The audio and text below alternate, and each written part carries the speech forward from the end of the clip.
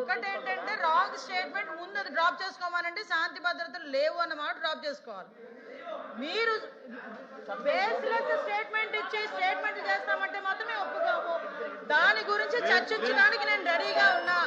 శాంతి భద్రతల గురించి కానీ, క్రైమ్ గురించి కానీ, వాళ్ళ మీద ఎలిగేషన్స్ గురించి కానీ, దేని గురించి చర్చించడానికైనా as a home minister I'm ready. మీరు ఎప్పుడు పెట్టుకుంటారంటే పెట్టుకోండి, నేను రెడీగా ఉన్నా. దానికి అన్నిటికీ కూడా సమాధానం చెప్తా విత్ ఉదాహరణలు.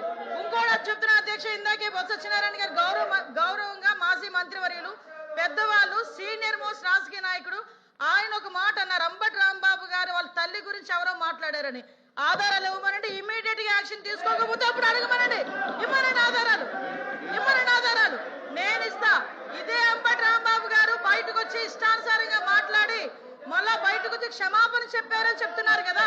క్షమాపణ చెప్పే ఉద్దేశం అయితే విత్ ఇన్ పావు గంటలో వాళ్ళ ఇంట్లోంచి బయటకు వచ్చి మాట్లాడుతూ నా కుక్కను కూడా టచ్ చేయలేరు, ఏ పోలీసు వస్తారు రమ్మని చెప్పినప్పుడు ఆ మాటలు గురించి మాట్లాడినట్టు అంటే ఇలాంటి మాట్లాడి రచ్చగొట్టేటట్టుగా మాట్లాడి నిన్న జైలు దగ్గరికి వెళ్ళి ఇట్ట పాడతాడు. ఆయన మాజీ మంత్రి అండి, ఏం మాట్లాడుతున్నారండి, ఏ సైకిల్ చేస్తున్నారండి, సమాజానికి ఎటువంటి మెసేజ్ ఇస్తున్నారండి? అలాంటి వ్యక్తి గురించి ఇలాంటి సభలో, పెద్దల సభలో ఇంత చర్చ అవసరమా అసలు? ఇంత అలాంటి వ్యక్తి గురించి అలాంటి అనకూడదు కానీ తల్లిని చెల్లిని కూడా మాట్లాడే వాళ్ళ గురించి ఈ రోజు ఈ సభలో, ఈ పెద్దల సభలో ఇంత చర్చ అవసరమా? అతని గురించి వెనకేసుకు రావడం అవసరమా? అసలు మీకేమైనా అసలు సెన్స్ ఉందా అని అడుగుతున్నాను నేను. ఈ రోజు కనీసం ఆలోచన చేసుకోవాలి కదా.